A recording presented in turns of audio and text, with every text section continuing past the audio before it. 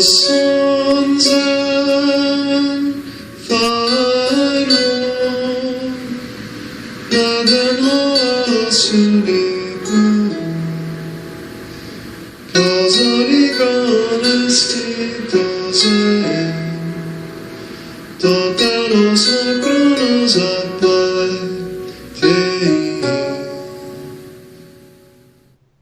A paz do Senhor para os irmãos.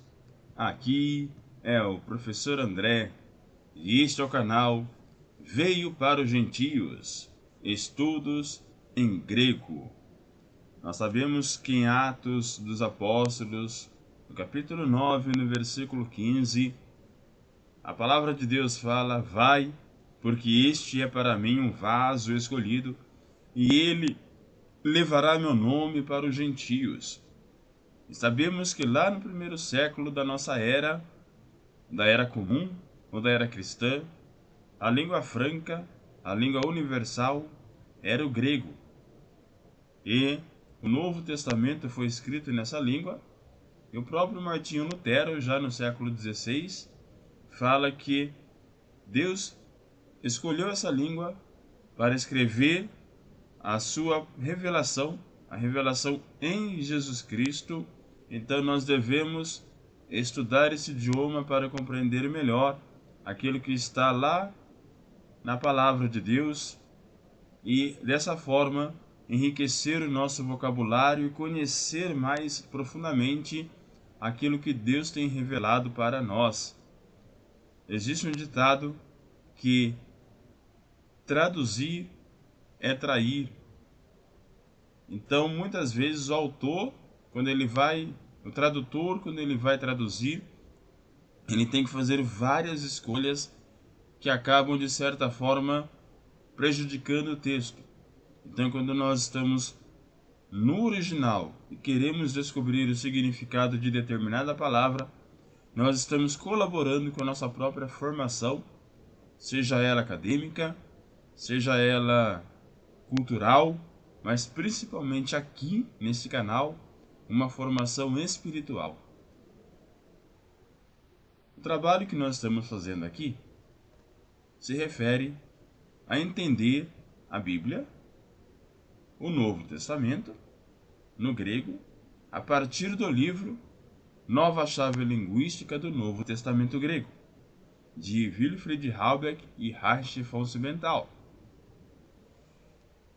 Só que esse livro, ele tem o Novo Testamento como texto base, mas ele traz também alguns apêndices, como o prefácio, que nós já gravamos, a introdução, que é o assunto de hoje, e os anexos gramaticais no final do livro, que vai estudar um pouco sobre a gramática desse nosso idioma, do idioma que nós estamos aqui nos debruçando sobre ele.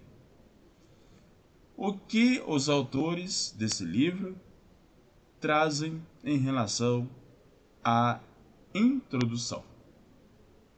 Vamos ver. Introdução. 1. O texto base.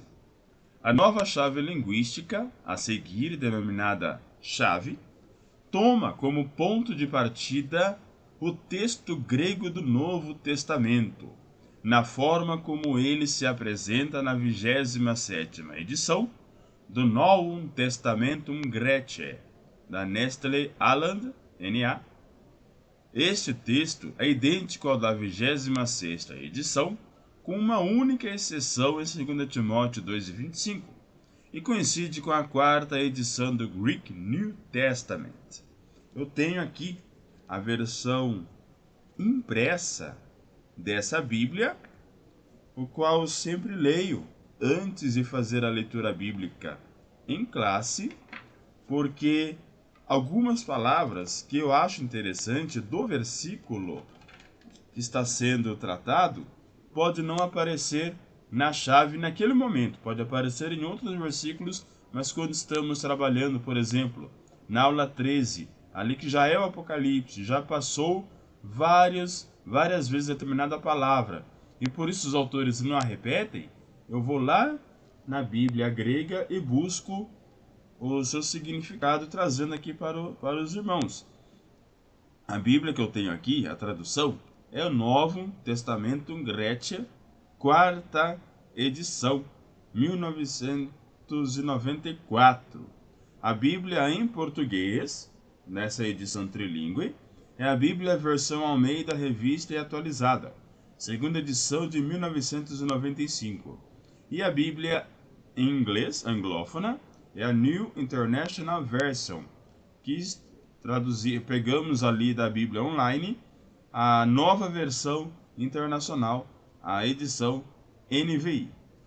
Essa Bíblia trilingue, ela foi editada pela primeira vez em 1998 e reimpressa em 1999.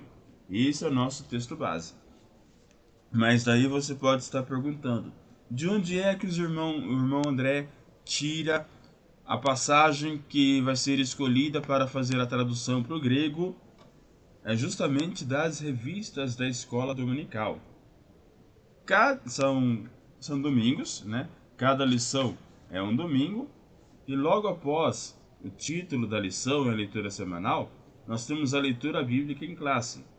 Por exemplo, da lição de número 1, Mateus 28, 19 e 20, e Marcos 16, 15 e 18. Daí ele coloca essa porção da Bíblia, e eu vou lá na Bíblia Online, pego a da NVI, coloco no slide, vou na chave e vejo as palavras em grego correspondentes às palavras desse versículo e faço aí a comparação, e daí surgiu esse canal. É assim que nós estamos trabalhando. As variantes textuais do aparato são levadas em consideração, identificadas por meio de colchetes e pela abreviatura variante, por exemplo, Iomai, em Romanos 1,13. Sempre que, com base em sua atestação, tiverem uma certa possibilidade de serem originais.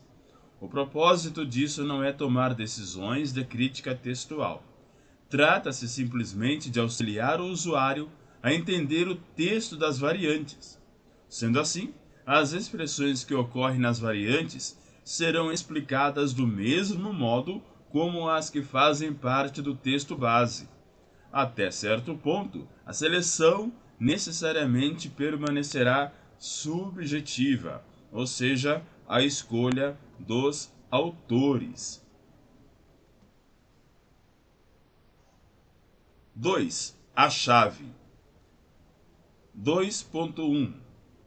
Cada uma das partes. 2.1.1.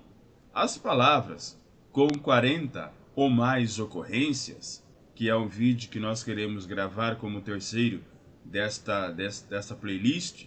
Primeiro, prefácio, segundo, introdução e terceiro, as palavras com 40 ou mais ocorrências, foram reunidas em um vocabulário básico e antepostas à análise do texto base. Estão lá na página 17 até a 36. Para essas palavras, geralmente só aparecem significados na chave quando estes divergem dos que constam no vocabulário básico. E é aí que nós queremos, a partir do primeiro trimestre de 2024, a não colocar mais o significado das palavras mais recorrentes, e sim solicitar ao estudante, ao professor da EBD, que quando sentir a necessidade da tradução dessas palavras, que possa ir até esse vídeo das 40 ou mais ocorrências, para não ficar repetitivo. Por exemplo, toda vez que vai se referir a alguma citação direta, aparece a palavra legontes, que é uma variação de lego. Daí tem 3 ou 4 linhas ali que podem ser suprimidas pelo simples fato de ler. Vai estar por ordem alfabética grega, alfa, beta, gama, delta, epsilon e por aí vai. E nós não vamos mais colocar o português na frente do grego dessas palavras repetitivas, e sim das das que menos se repetem. É uma coisa que eu quero combinar com os nossos ouvintes a partir do primeiro trimestre. Para essas palavras, geralmente só aparecem significados na chave quando estes divergem dos que constam no vocabulário básico. 2.1.2 As abreviaturas constam por extenso nas páginas 37 a 43. 2.1.3 A parte principal da chave é formada pelas explicações referentes ao texto base, que é o Novo Testamento propriamente dito. 2.1.4 A chave foi dotada de um anexo gramatical. No corpo da chave, se faz referência a ele por meio de um A anexo mais o número, por exemplo, A281. Esse anexo é formado por 3 partes. As primeiras 2 partes geralmente se faz referência por meio de um número sobrescrito. Ver adiante o ponto 2.2.2. 1. Tabelas de flexão. A132. 2. Séries de radicais de verbos importantes. A33, números 1 até 228. 3. Esboço da sintaxe. A34 até A386. Acho que até A38. Nessa parte é apresentada sistematicamente a sintaxe do grego neotestamentário. Esta parte não apenas explica as informações sucintas da chave, mas também pode ser utilizada como pequena obra de consulta. O proveito do aprendizado resultante da utilização da chave é consideravelmente maior quando associado à consulta do anexo gramatical. 2.1.5 A bibliografia elenca as obras citadas na chave. 2.2 As informações contidas na chave e sua apresentação. O texto base é explicado versículo por versículo da seguinte forma. 2.2.1 Em caracteres gregos negritados, aparece a expressão a ser explicada, uma palavra ou um grupo semântico. Por exemplo, em Romanos 1:1, kletos, aphorismenos e reis evangelion. Então, chamado e para o evangelho. Aqui você tem a palavra e aqui você tem como ela aparece na frase. Reis é para, evangelion é evangelho, para o evangelho. As expressões que aparecem em caracteres gregos normais, utilizando o alfabeto, fazem parte das explicações. Por exemplo, o infinitivo do verbo mencionado em Romanos 1:1. Aforismenos. Romanos 1:1 diz assim a palavra de Deus.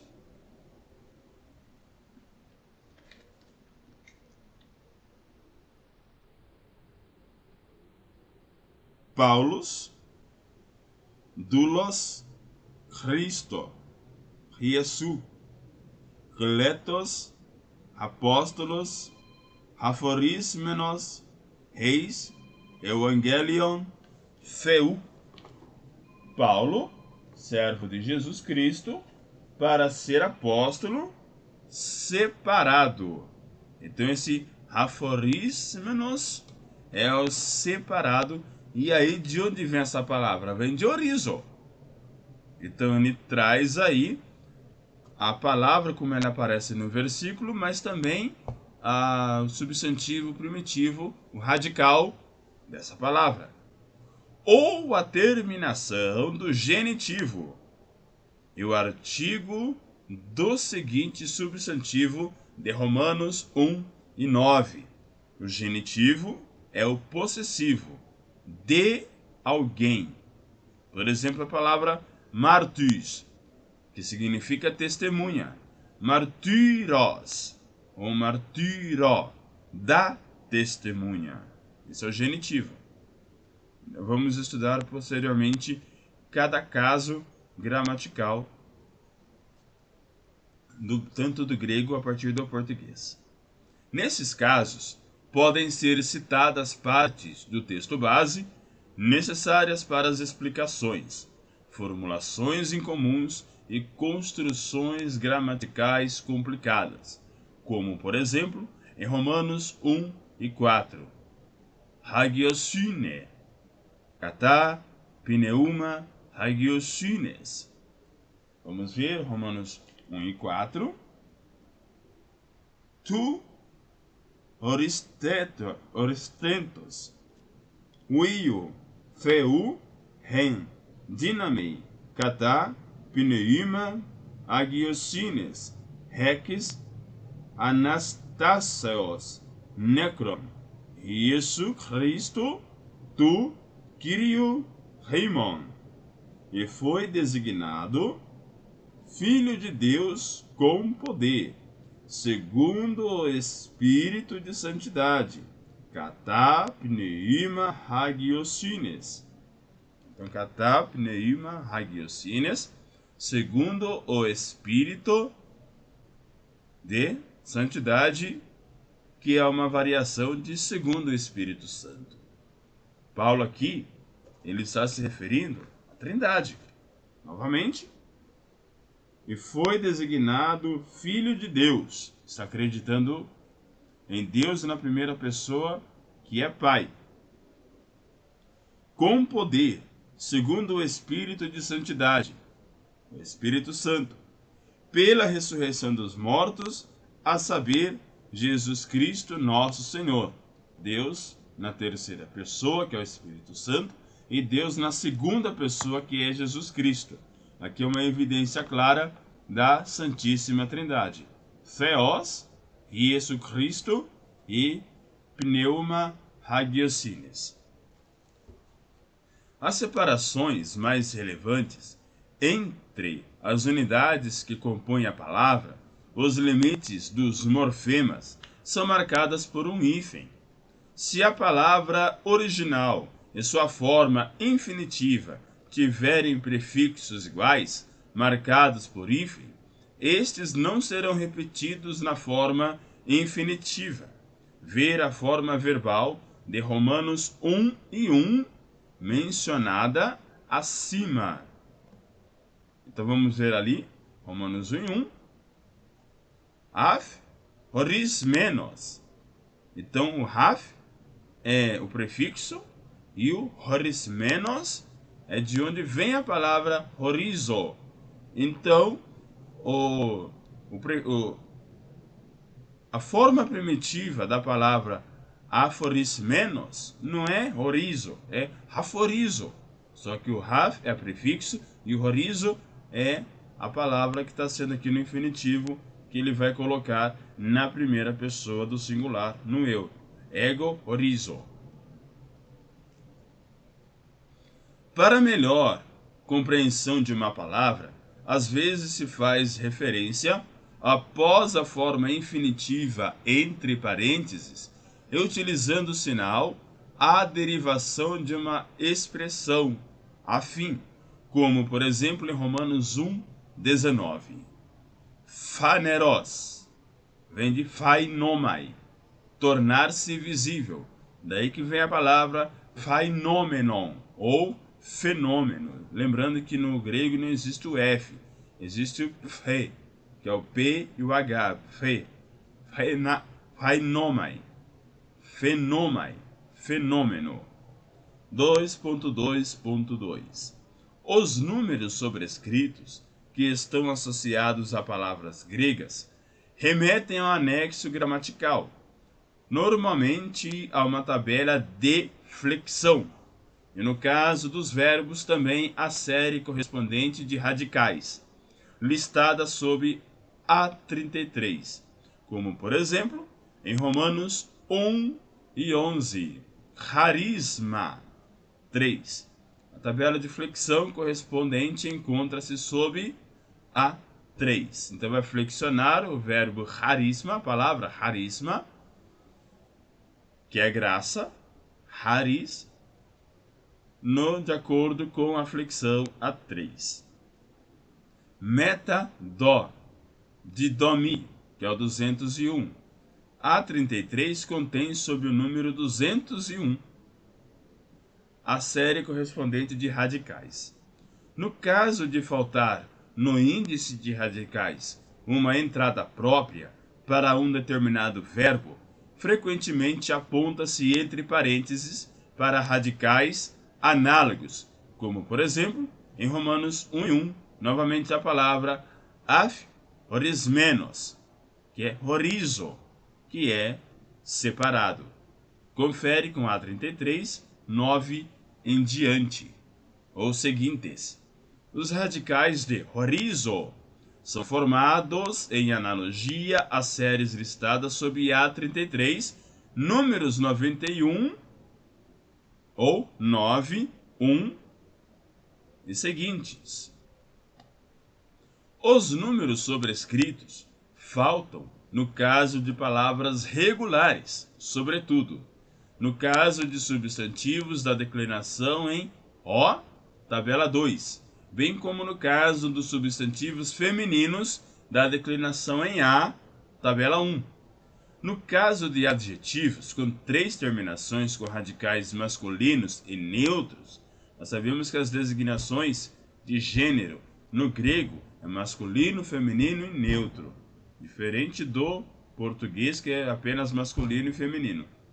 No caso de adjetivos com 3 terminações com radicais masculinos e neutros, em O, tabela 9, no caso de verbos com radical inalterado, como por exemplo a 331, bem como no caso de formas radicais do presente, por exemplo, as seguintes expressões em Romanos 1, 23 a 25 e também no versículo 27. Tartos, peteinon, epitumia, latreusen, latreio e kat ergasomenoi. Palavras que possuem um número sobrescrito já na lista do vocabulário básico aparecem na chave sem esse número. Por exemplo, gynomai, em Romanos 1 e 3. 2.2.3. Em caracteres latinos cursivos, aparecem as informações referentes ao significado ou às possibilidades de tradução. Possibilidade de tradução não significa que seja a única tradução. Entre parênteses, constam palavras que devem ser complementadas para dar o sentido exato, como, por exemplo, em Romanos 1 e 1. Reis evangelion, para o evangelho, ou para a proclamação do evangelho. Então o evangelho por si só não faz nada, que é a notícia.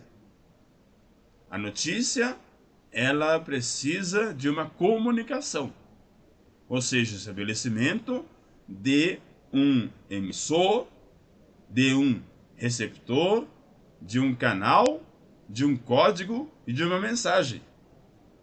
A mensagem é o evangelho, mas e os outros elementos? Quem vai pregar?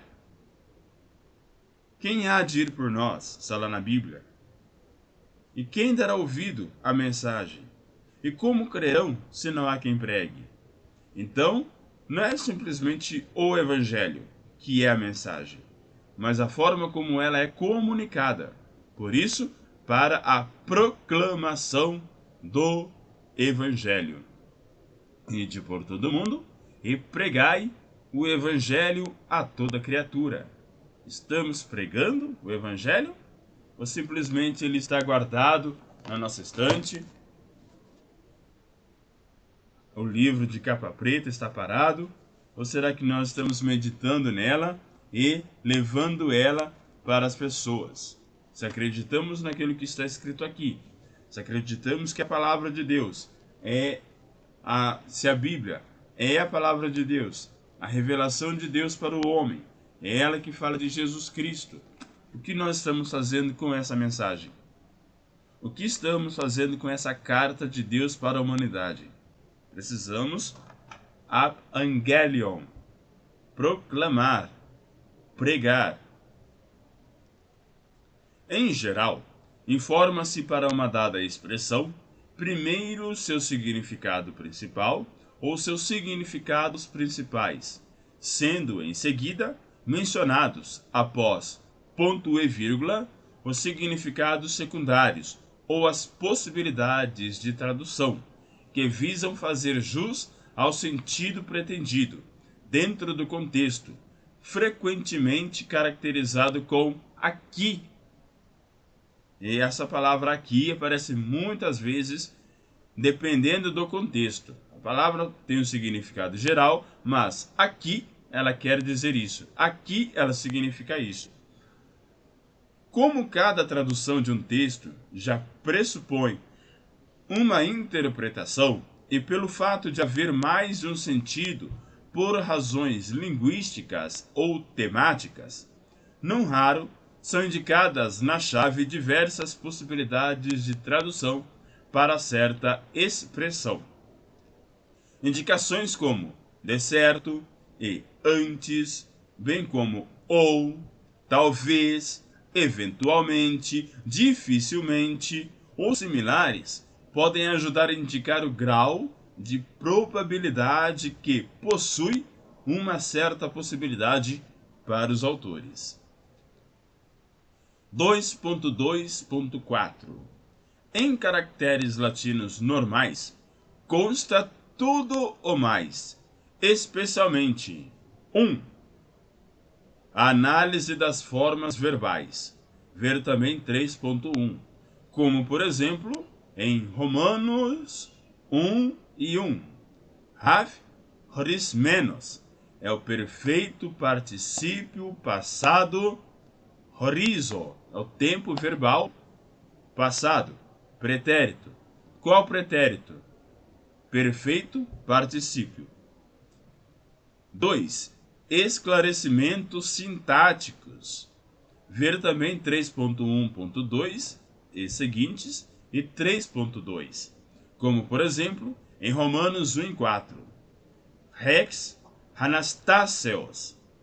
De certo, como instrumento ou causa, eventualmente tem, definido também sem artigo, e daí é preciso ir lá no anexo gramatical 106A. 3. Indicações, entre parênteses, de obras de consulta, sobretudo do dicionário Bauer-Alland, traduzido aqui ou abreviado aqui simplesmente com a letra B, Bauer-Alland, bem como das gramáticas de Blas de Bruyne-Hecopf, BDR, e Hoffmann von Siebenthal, HS, que é aí o nosso autor da chave. Como, por exemplo, em Romanos 1:15, relabomen, de certo, plural literário, anexo gramatical 207, confere, porém, com Blas de Bruyne-Hecopf, PDR, parágrafo 280. Os comentários científicos correntes sobre os livros neotestamentários foram fartamente consultados, mas geralmente só se faz referência a eles quando oferecem uma possibilidade de tradução ou interpretação que não se encontra em nenhuma outra tradução da Bíblia ou em nenhum outro comentário. Algo correspondente vale para a citação e a referência a traduções da Bíblia em alemão. Por exemplo, em Romanos 2:2, Kata Haletheia, conforme a verdade, ou com razão. Está lá em GN, germânico. 2.2.5 Os parágrafos, na chave, correspondem aos parágrafos no texto de Nestle Aland, sendo que parágrafos curtos podem aparecer concentrados em um único parágrafo na chave. Em um mesmo parágrafo, expressões idênticas são explicadas somente na sua primeira ocorrência. Se elas ocorrerem repetidamente em diversos parágrafos do mesmo capítulo, remete-se ao versículo no qual se podem encontrar as informações necessárias que constam na chave. Quando vocabulários ou expressões se repetem em mais de um versículo, manter-se-á apenas o versículo inicial da sequência. Por exemplo, Mateus 25, 21 ao 24. São listados apenas os versículos 21 e 24. Somente nomes próprios, por via de regra, são mencionados em sua forma portuguesa e sucintamente explicados apenas em sua primeira ocorrência, dentro de um livro neotestamentário. Então não é simplesmente pegar a leitura bíblica em classe, está lá no meio do livro de Atos, está lá no meio do livro de Mateus, e considerar apenas o que está escrito ali referente àquele versículo que foi selecionado pelo comentarista da revista. É preciso fazer uma pesquisa propedêutica, ou seja, dentro da própria chave, dentro do próprio livro que estamos usando como base, para ter um entendimento melhor do que aquele versículo está dizendo. 3. Informação sobre como é tratada cada classe de palavras. 3.1. Sobre as formas verbais. Tabelas de flexão. Anexo gramatical 21 até o 32. 3.1.1. Na análise das formas verbais, são consideradas as seguintes categorias. Por questões de espaço, geralmente não se faz menção especial das variantes mais frequentes das primeiras 3 e da quinta categoria, em negrito na tabela abaixo. Geralmente, tampouco se faz menção de pessoa e número. Exceção constituem formas incomuns, bem como fundamentalmente o imperativo da terceira pessoa. Veja a tabela abaixo. Vai falar de tempo, modo, diátese, formas nominais do verbo e gênero do particípio ativo. O tempo é o presente. Pode ser imperfeito, pode ser futuro, pode ser aoristo, pode ser perfeito, pode ser mais que perfeito. O modo indicativo, subjuntivo, imperativo. Diátese, que é o genus verbi, pode ser ativo, médio, passivo, que é o que chamamos de reflexivo. No caso dos depoentes, verbos sem formas no ativo, pode não constar a indicação médio ou passivo. Formas nominais do verbo, infinitivo ou particípio. E o gênero do particípio ativo e do aoristo particípio passivo, masculino, feminino e neutro. Devido ao modo de expressão que prima pela economia de espaço, as informações da chave sempre devem ser completadas de modo correspondente, como, por exemplo, nas seguintes expressões em Romanos 1, 8 e 10 e Romanos 6 e 11. Os dados a serem completados estão entre colchetes. Latreuo, que é o adorar, presente indicativo ativo, bem como primeira pessoa do singular. deómenos. Presente, particípio, médio passivo masculino, bem como nominativo singular. E logizeste. Presente, imperativo, médio, bem como segunda pessoa do plural. Se um verbo ocorrer no presente indicativo ativo, na explicação, a chave fará constar a forma elementar do verbo, como, por exemplo, em Romanos 3 e 5. Syn hiotemi, para a forma na terceira pessoa singular que se encontra no texto synestesen, a sinestesia. Uma consequência dessa convenção é que um verbo que já esteja no vocabulário básico costuma não mais ser mencionado na chave quando ocorrer no presente indicativo ativo, como, por exemplo, o resté, em Romanos 1,6, ou o thelor, em Romanos 1,13. Por questões de espaço, geralmente se renunciou à indicação da forma elementar nos seguintes casos, já que ela facilmente pode ser derivada da forma inicial. 1. No presente imperativo segunda pessoa do singular e do plural dos verbos do vocabulário básico terminados em O. Por exemplo, em Romanos 6 e 11. Logizeste, imperativo aqui. E, segundo caso, no presente particípio masculino nominativo singular dos verbos do vocabulário básico terminados em O, por exemplo, em Romanos 2 e 1, krinon, que é o particípio, mas também é o substantivo.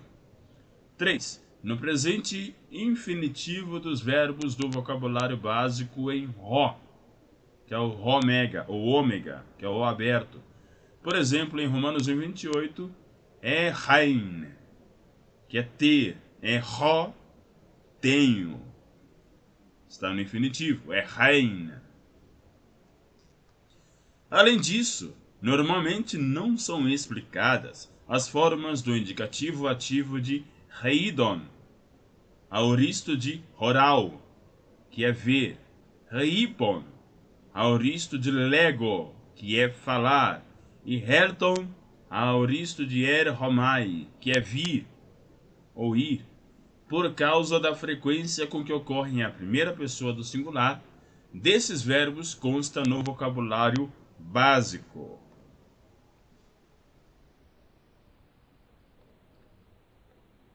O mesmo se aplica ao particípio legon, que aparece na função de 2 pontos. Disse, legon, dizendo, legontes, 2 pontos. 3.1.2. Com exceção do radical do futuro, que designa o futuro ou o futuro do passado, irei, iria. As formas temporais gregas têm, sobretudo, um significado aspectual. Ver o anexo gramatical 221 ao 231. A familiaridade com os principais pontos da teoria do aspecto é indispensável para a interpretação correta dos textos gregos. O verbo designa o núcleo da afirmação. Os pontos mais centrais são os seguintes. Primeiro, significado temporal, próprio. Fora o tronco verbal do futuro, tem apenas as formas do indicativo, das quais fazem parte também as com aumento. Todas as demais formas verbais possuem apenas significado aspectual. A relação temporal do respectivo acontecimento a ser suposta na tradução deve ser derivada unicamente do contexto temático, como o anexo 223 a seguir. 2. O aoristo não designa necessariamente um acontecimento único, contrariamente ao mal-entendido muito difundido. Sua principal função é expressar a realização do teor verbal em si, sem indicar quanto tempo ou com que frequência esse ocorre ou ocorreu. Com frequência, mas nem sempre ele se refere a uma ocorrência singular. No entanto, a singularidade não decorre da utilização do aoristo, mas resulta do contexto. Ver anexo da 228 a 240. Só se aponta na chave para a nuance aspectual a ser suposta para o respectivo contexto, anexo 225 a 245, quando isso parece ser de especial relevância para a interpretação do texto. Assim, especialmente no caso da variante conativa do aspecto durativo, 227, 232, 237 do anexo, como por exemplo em Romanos 2 e 4, hagei, aqui presente conativo, ele quer conduzir, ele quer dirigir, agon, dirigir, lutar, conduzir. 3.1.3. Um dos fenômenos sintáticos mais importantes do grego é o particípio. Os interessados na correta compreensão do texto deveriam, de qualquer maneira, ter bem presentes os princípios da sintaxe participial. 283 a 304. Na chave se oferecem regularmente indicações sobre isso. 1. O uso mais frequente do particípio é o adverbial, a 286-298, o que não é observado especificamente na chave. No entanto, constantemente se indica de que sentido se deveria partir para efetuar a tradução, a 291. Das duas formas consagradas do particípio adverbial, o caso normal, o participium unclitum, a 287, via de regra não é expressamente mencionado. Em contrapartida, sempre se indica a presença de um genitivo absoluto, anexo 228 a seguir, como por exemplo Romanos 2 e 15. Kat hegoruton, é um genitivo abstrato, a 288, modo. 2. Ao lado dos particípios atributivo, anexo 303, e substantivado, anexo 304, são sempre indicados na chave também as diversas variantes do particípio em função predicativa. O acusativo com particípio, ACP, acusativo com particípio, conforme anexo 300, os verbos que denotam ser e o fazer modificados, anexo 301, e a conjugação perifrástica, a 249, anexo 302, como por exemplo em Romanos 4:19. Necromenon, que é o acusativo com particípio. 3.1.4. Também o uso do infinitivo com frequência cria muitos problemas. Anexo 267 a 282. Por essa razão, a chave oferece certas informações que podem representar um auxílio para essas situações. Assim sendo, indica-se regularmente, por exemplo, para o acusativo com infinitivo, anexo 268 a seguir. Às vezes, se aponta, no caso do infinitivo ou do acusativo com infinitivo, também para o sentido do qual se deveria partir na tradução. Isso ocorre sempre que ele estiver associado com uma preposição ou um artigo, anexo 282, como por exemplo em Romanos 1 e 11, reis to. Então é com acusativo, infinitivo, conforme o anexo 282, para que, reis to, para que. 3.2. Sobre as formas nominais das palavras, tabela de flexão 1 ao 20. 3.2.1. No caso dos substantivos, sempre é informada a forma elementar, nominativo singular. Confira também 2.2.1 a seguir. Como, por exemplo, em Romanos 1:15. Apostolé. No texto consta apostolém. Então, apostolé é o substantivo na forma elementar, nominativo singular. 3.2.2. Algo semelhante se aplica aos adjetivos. No caso destes, a forma elementar é informada no nominativo singular masculino. Em casos especiais, também no neutro. Confira também 2.2.1 a seguir, como por exemplo em Romanos 1:14. Ha-noetos. No texto consta ha-noetois. Então está na forma básica. 3.2.3. Sobre os pronomes, o anexo contém, ao lado de tabelas, uma breve descrição de sua sintaxe, bem como das frases relativas, anexo 354 a 372. Sempre se aponta para a atração do pronome relativo, sendo que eventualmente se indica a forma a ser esperada.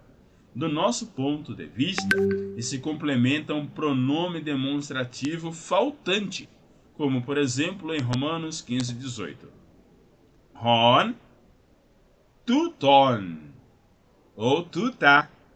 E esse a, ele vai completar aquilo que está faltando no pronome demonstrativo on, o como. 3.2.4. O artigo em parte é utilizado diferentemente do que na língua portuguesa, conforme Cimental. Parágrafo 129. Assim, com frequência, há expressões que devem ser lidas como definidas também quando não estão acompanhadas de artigo. Fato que na chave, no entanto, se menciona apenas raramente, como por exemplo em Romanos 1:2. Hen, grafais, hagiais. Em letras santas, ou segundo as Escrituras, nas Sagradas Escrituras, o qual foi por Deus, outrora, prometido por intermédio dos seus profetas nas Sagradas Escrituras. Hengrafais hagiais. Hagiais. 3.2.5. Tendo em vista a sintaxe dos casos, aponta-se sobretudo para diferenças notórias entre o grego e o português. Quando parece importante para a interpretação ou a tradução, explica-se o significado de um genitivo, de um dativo ou de um acusativo. O genitivo é a posse, o dativo é a direção, o para, e o acusativo é a pessoa ali no complemento, ali no predicado, diferente do nominativo que é a pessoa agindo. Himon é um genitivo, o objetivo é o nosso, é o vosso, né? O hemon é o nosso, o himon é o de vocês, é o vosso. E essa é a introdução da nova chave linguística do Novo Testamento grego. Oh, que gozo vai minha alma lá nos altos céus fruir, quando Cristo o meu nome proclamar. Glória, glória, aleluia, o meu nome ouvirei Jesus chamar.